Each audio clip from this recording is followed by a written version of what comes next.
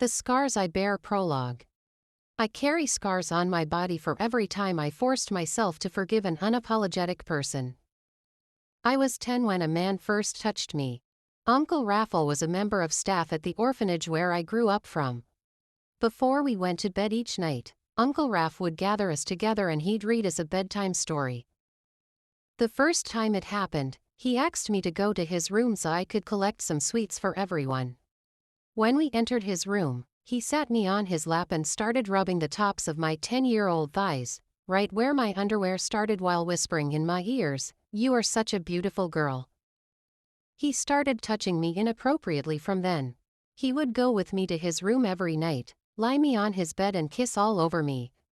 Sometimes he would get on top of me with his clothes on and start humping on me.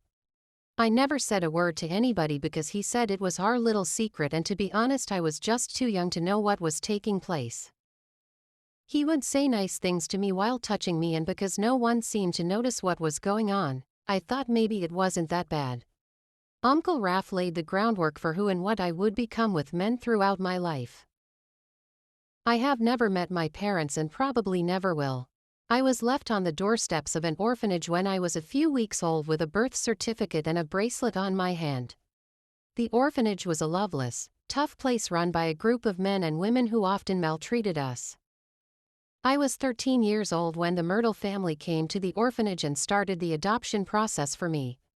You should have seen how overjoyed I was at the possibility of living in a real home, with parents and siblings.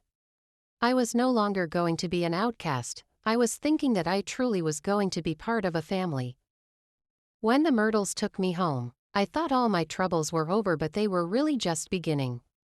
How could I have known what lay ahead? I am May Myrtle. The August girl. Ella B.